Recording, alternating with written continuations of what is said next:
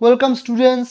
তো আজকে আমি আবার চলে এসেছি তোমাদের সঙ্গে কিছু গুরুত্বপূর্ণ বিষয় নিয়ে আলোচনা করার জন্য। আজকের বিষয় কি? ভারতের সংবিধান। ভারতের সংবিধানের সম্বন্ধে তোমাদের সঙ্গে কিছু গুরুত্বপূর্ণ বিষয় নিয়ে আলোচনা করব। চলো দেখে নিচ্ছি প্রথমে কি বলা আছে। 1950 সালের 26শে জানুয়ারি ভারতের সংবিধান কার্যকর হয়। এই যে এটা কিন্তু খুবই ইম্পর্টেন্ট, হ্যাঁ, যে ভারতের সংবিধান কবে কার্যকর হয়, খুব খুব খুব ইম্পর্টেন্ট। ভারতীয় সংবিধানের প্রস্তাবনা ভারতকে একটি সার্বভৌম, সমাজতান্ত্রিক, ধর্মনিরপেক্ষ, গণতান্ত্রিক প্রজাতন্ত্র হিসেবে ঘোষণা করা হয়েছে। ভারতীয় সংবিধানের তৃতীয় অংশে মৌলিক অধিকারের ব্যাপারে উল্লেখ করা হয়েছে। তৃতীয় অংশে রাষ্ট্র পরিচালনার নির্দেশমূলক নীতি ভারতীয় সংবিধানের চতুর্থ অংশে উল্লেখ করা রয়েছে। এটা ইম্পর্টেন্ট, ঠিক আছে। 1976 সালের 42তম, এই যে 42তম সাংবিধানিক সংশোধনী আইন দ্বারা মৌলিক কর্তব্যগুলি যুক্ত করা হয়েছিল। এটা কিন্তু খুবই ইম্পর্টেন্ট। ভারতের রাষ্ট্রপতি হলেন রাষ্ট্রের সাংবিধানিক প্রধান। ভারতের সংসদ রাষ্ট্রপতি, লোকসভা এবং রাজ্যসভা এই তিনটা নিয়ে গঠিত। অর্থ বিল শুধুমাত্র লোকসভা পেশ করা যায়, এটা কিন্তু ইম্পর্টেন্ট, ঠিক আছে। ভারতের উপরাষ্ট্রপতি হলেন রাজ্যসভার পদাধিকার বলে সভাপতি, ঠিক আছে। এটা একটা ইম্পর্টেন্ট কোশ্চেন। ভারতের সর্বোচ্চ বিচার বিভাগীয় কর্তৃপক্ষকে সুপ্রিম কোর্ট। ভারতীয় সংবিধানের সপ্তম তফসিলে কেন্দ্র কি বলেছে? কেন্দ্র, রাজ্য এবং যৌথ তালিকার উল্লেখ রয়েছে। হ্যাঁ, 21 নম্বর অনুচ্ছেদে তার ব্যক্তিগত স্বাধীনতা অধিকার নিশ্চিত করে। ভারতীয় সংবিধানের 280 অনুচ্ছেদের অধীনে অর্থ কমিশন, পে কমিশন, ঠিক আছে, এটা 280, এটা ইম্পর্টেন্ট। হ্যাঁ, তারপরে দেখো 1992 সালের 73তম সংশোধনীর মাধ্যমে পঞ্চায়েতি রাজ সাংবিধানিক মান্যতা দেওয়া হয়। এটা কিন্তু খুবই প্রচণ্ড পরিমাণে ইম্পর্টেন্ট, এটা কিন্তু আসার প্রচুর চান্স। পঞ্চায়েতি রাজ 1992 সালের এটা আবার 74তম সংশোধনীর মাধ্যমে কি হয়? পৌরসভাগুলোকে সাংবিধানিক রূপ দান করে। এটা কিন্তু এটাও ইম্পর্টেন্ট, ঠিক আছে। 1985 সালের 52তম সংশোধনী আইনের মাধ্যমে দল ত্যাগ বিরোধী আইন যুক্ত করা হয়। দল ত্যাগ বিরোধী আইন। রাষ্ট্রপতি 123 অনুচ্ছেদের আইনের অধ্যাদেশে জারি করতে পারেন। রাজ্যপাল 213 অনুচ্ছেদের আইনে অধ্যাদেশ জারি করতে পারেন। এই দেখো, এটার মধ্যে কিন্তু গুলিয়ে ফেলবে না। রাষ্ট্রপতি 123তম অধীনে আর রাজ্যপাল 213তম অধীনে। অ্যাটর্নি জেনারেল হলেন ভারতের সর্বোচ্চ আইন কর্মদাতাকে অ্যাটর্নি জেনারেল মনে রাখতে হবে। অ্যাডভোকেট জেনারেল হলেন একটি রাজ্যের সর্বোচ্চ আইন কর্মদাতা, মনে রাখতে হবে এটা। লোকসভা স্পিকার লোকসভার কার্য পরিচালনা করেন। রাজ্যসভা 249 অনুচ্ছেদের আইনের রাজ্য তালিকার বিষয়গুলিতে আইন প্রণয়নের জন্য সংসদকে ক্ষমতা প্রদান করতে পারে। রাষ্ট্রপতি 74 অনুচ্ছেদের অধীনে মন্ত্রী পরিষদের সহায়তা এবং পরামর্শে কাজ করেন, এটা মনে রাখতে হবে।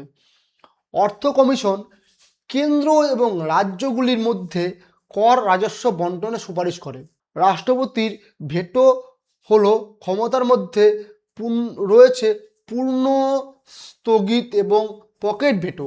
ভেটো এই 3 প্রকারের হয়ে থাকে। 12 নম্বর অনুচ্ছেদে কি বলেছে? ইম্পর্টেন্ট, দেখো 12 নম্বর অনুচ্ছেদ খুবই ইম্পর্টেন্ট। সেটি হলো কি বলেছে? মৌলিক অধিকারের ক্ষেত্রে রাষ্ট্র শব্দটি সংজ্ঞায়িত করা হয়েছে। এটা ইম্পর্টেন্ট কিন্তু। এই যে এটা তো খুব খুব খুব ইম্পর্টেন্ট, এটা প্রচুর পরিমাণে ইম্পর্টেন্ট। এটা 3টা 4টা স্টার দিলেও কম হয়ে যাবে আর কি।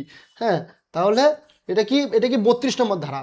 হ্যাঁ, 32 নম্বর ধারাকে সাংবিধানিক প্রতিকারের অধিকার প্রদান করা হয়েছে এবং B.R. আম্বেদকর মানে ডক্টর ভীমরাও রামজি আম্বেদকর এই 32 নম্বর ধারাকে সংবিধানের আত্মা বলে বা হৃদয় বলেছেন, মানে অভিহিত করেছেন। 21 নম্বর অনুচ্ছেদে গোপনীয়তা ও মর্যাদার অধিকার অন্তর্ভুক্ত করা হয়েছে। গোপনীয়তা ও মর্যাদার অধিকার। 72 নম্বর অনুচ্ছেদে রাষ্ট্রপতিকে ক্ষমা প্রদানের ক্ষমতা প্রদান করা হয়েছে। কত? 72 নম্বর অনুচ্ছেদ। এটা কিন্তু খুবই ইম্পর্টেন্ট। হ্যাঁ, এখানে রাষ্ট্রপতি ক্ষমা থেকে ক্ষমা বলতে কি যে কোনো মানে মৃত্যুদণ্ড পর্যন্ত তিনি ক্ষমা করতে পারেন। 44 নং অনুচ্ছেদে রাষ্ট্রকে অভিন্ন দেওয়ানি প্রণয়নের নির্দেশ দেওয়া হয়েছে। 51 নং অনুচ্ছেদে নাগরিকদের মৌলিক কর্তব্যগুলি তালিকাভুক্ত করা হয়েছে। এটাও কিন্তু ইম্পর্টেন্ট। হ্যাঁ, মৌলিক কর্তব্য কত নম্বরে আছে? 51 নম্বর। 141 নম্বর অনুচ্ছেদে বলা হচ্ছে সুপ্রিম কোর্টের রায় সকল কোর্টের জন্য বাধ্যতামূলক। সুপ্রিম কোর্টের যদি কোনো রায় দেয় সেটা সকল কোর্টকে মেনে চলতে হবে। 226 নম্বর অনুচ্ছেদে হাইকোর্টকে রিট জারি করার ক্ষমতা দেওয়া হয়েছে। এই যে মনে রাখতে হবে, রিট জারি করার ক্ষমতা। 263 নম্বর অনুচ্ছেদে এই যে আন্তঃরাজ্য পরিষদের বিধান দেওয়া হয়েছে।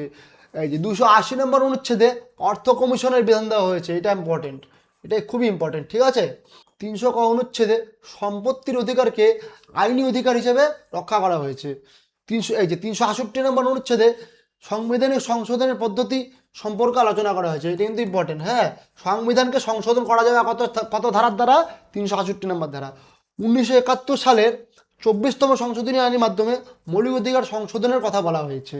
হ্যাঁ, 1976 সালে 42তম সংশোধনীর মাধ্যমে ব্যাপক পরিবর্তনের ক্ষুদ্র সংবিধান হিসেবে পরিচিত। 1978 সালের 44তম সংশোধনী আইনের মাধ্যমে মৌলিক অধিকার থেকে সম্পত্তির অধিকার বাদ দেওয়া হয়। এটা কিন্তু খুবই আসে। তুমি লক্ষ্য করবে আমি আগে যে প্রশ্নগুলো আলোচনা করেছি যেখানে কনস্টিটিউশনের প্রশ্ন আছে সেখানে এই কোশ্চেনটি কিন্তু আছে। এটা খুবই ইম্পর্টেন্ট একটা কোশ্চেন। 1988 সালে 61তম সংশোধনী আইনের ভোটদানের বয়স 21 থেকে কমিয়ে 18 করা হয়। এটা মনে রাখতে হবে, 61তম সংশোধনের মাধ্যমে। ঠিক আছে, 21 থেকে 18 করা হয়। আর দেখো এখানে 86তম সংশোধনের মাধ্যমে 21 ক অনুচ্ছেদের অধীনে শিক্ষাকে মৌলিক অধিকারের স্বীকৃতি দেওয়া হয়। এটাও একটা ইম্পর্টেন্ট। তারপরে 101তম সংশোধনীর মাধ্যমে আইনি পণ্য বা পরিষেবা কর চালু করা হয়, মানে জিএসটি যে আমরা দিয়ে থাকি, এই জিএসটি চালু করা হয় 101তম সংশোধনীর মাধ্যমে। কত সালে? এটা মনে রাখতে হবে, 2016 সালে। এটা মনে রাখতে হবে। তারপরে দেখো কি বলেছে, 2020 সালে 104তম সংশোধনীর আইনের মাধ্যমে এসটিদের জন্য সংরক্ষণ বৃদ্ধি করা হয়। এটা বৃদ্ধি করা হয়। ঠিক আছে। 1991 সালের 69তম সংশোধনী আইনের সভার মাধ্যমে আইনসভার সহ জাতীয় রাজধানী অঞ্চল দিল্লি তৈরি করা হয়। কি করা হয়? এই রাজধানী, ভারতের রাজধানী দিল্লি তৈরি করা হয় রাজধানী হিসাবে। এটা একটা ইম্পর্টেন্ট। 2003 সালের 87তম সংশোধনী আইনের মাধ্যমে 2001 সালের আদমশুমারির উপর ভিত্তি করে সংশোধনীর সীমানা নির্ধারণ করা হয়। ঠিক আছে। 2003 সালে 92তম সংশোধনী আইনের মাধ্যমে 8ম তফসিলে বোডো, ডোগরি, মৈথিলি এবং সাঁওতালি ভাষা যুক্ত করা হয়। 42তম সংশোধনীর মাধ্যমে মৌলিক কর্তব্য এবং প্রস্তাবনাতে সমাজতান্ত্রিক এবং ধর্মনিরপেক্ষ শব্দ দুটি যুক্ত করা হয়। এটা কিন্তু ভেরি ভেরি ভেরি ইম্পর্টেন্ট, খুবই ইম্পর্টেন্ট। এটা এতটা ইম্পর্টেন্ট, এটা কিন্তু প্রায় সব পরীক্ষায় এসে থাকে। এই যে দেখবে সমাজতান্ত্রিক ও ধর্মনিরপেক্ষ, এটি 42তম সংশোধনীর মাধ্যমে এবং মৌলিক কর্তব্য। 2003 সালের 89তম সংবিধান সংশোধনী জাতীয় তফসিলি উপজাতি কমিশনারকে পৃথক সাংবিধানিক মর্যাদা দেয়। মন্ত্রিসভা যৌথভাবে লোকসভার কাছে দায়বদ্ধ থাকে। ঠিক আছে, আজ তাহলে এ পর্যন্তই। আমি নেক্সট ভিডিওতে আরও অনেক কিছু তথ্য নিয়ে তোমাদের সঙ্গে আলোচনা করব। জয় হিন্দ, ভারত মাতা কি জয়।